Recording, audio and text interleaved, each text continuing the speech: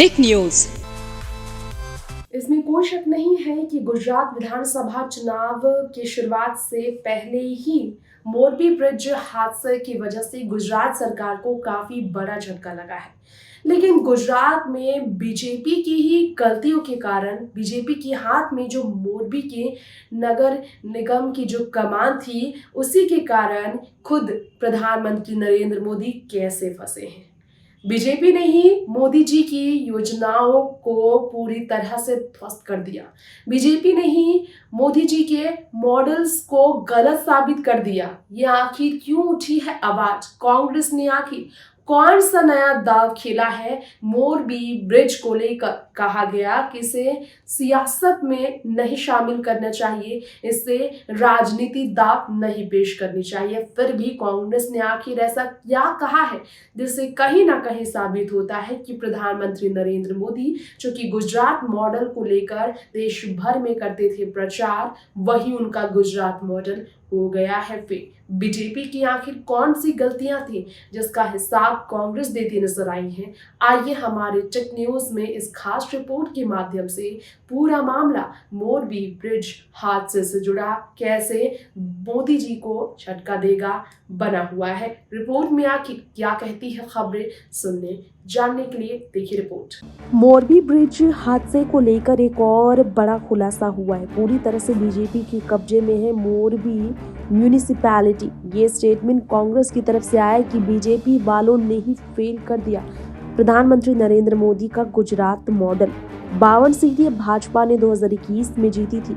मोरबी नगर निगम की सभी निगम की अध्यक्ष पोल गिरने में ओरेवा समूह Ajanta manufacturing private limited AMPL को पूरी तरह जिम्मेदार बता रही। लेकिन क्या आप सबको मालूम है, अध्यक्ष कुसुम परमार और मुख्य अधिकारी संदीप सिंह जाला, जिन्होंने मोरबी नगर पालिका में हाल ही में ठहे पुल घटना को लेकर खुद को दोष मुक्त करने की मांग की, और मोरबी नगर पालिका के अध्यक्ष और पूर्वाधिकारी अधिकारी को लेकर अगर बात की जाए तो उनका कहना है कि ओरोवा समूह की प्रमुख company Ajanta manufacturing private limited पुल की सुरक्षा, पुल का संचालन, रखरखाव के लिए पूरी तरह से जिम्मेदार है। उनका तर्क ये है चूंकि निजी फर्म ने उद्घाटन के बारे में नागरिक निकाय को सूचित नहीं किया था, इसलिए वह सुरक्षा ऑडिट नहीं करवा सके थे।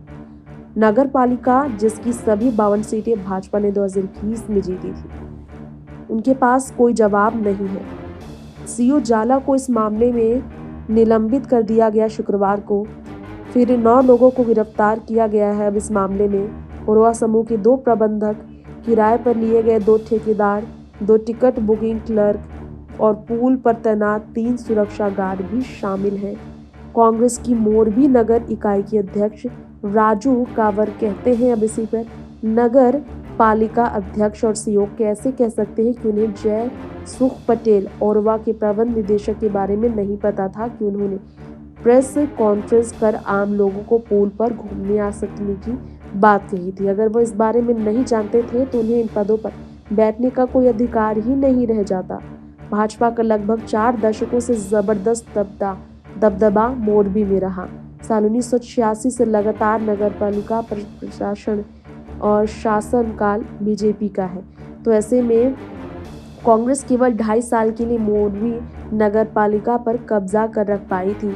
2021 के बाद से 52 सीटों पर मोरबी में बीजेपी का ही पूरी तरह से कमान है। ऐसे में नगर पालिका की अध्यक्ष परमार कहती है उनके हाथ बड़े पैमाने पर भाजपा की राज्य सरकार द्वारा बंधे हुए हैं। ऐसी स्थिति में हमारे पास इस तरह के ढांचे जैसे गिरे सस्पेंशन ब्रिज को बनाए रखने की क्षमता नहीं है।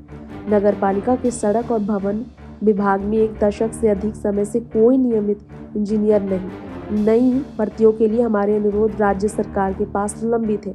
मोरबी शहर को नगर निगम के रूप में अधिसूचित करने की हमारी याचिका भी राज्य सरकार के पास लंबित है। ये सब कहा गया, बीजेपी को फंसाया गया। शहर में मनोरंजन के लिए कोई स्थान नहीं है। होटल व्यवसायी तुलसी भानुशाली ने ये कहा। मोरबी शहर में ना तो कोई आम गार्डन है, ना ही मनोरंजन के लिए कोई अन्य जगह, और झूले, पूल, झुंटो पुल और मणि मंदिर ही स्थान है जहां वो घूमते थे, और इसीलिए इन सभी जगह को सबसे ज़्यादा इस्तेमाल किया गया।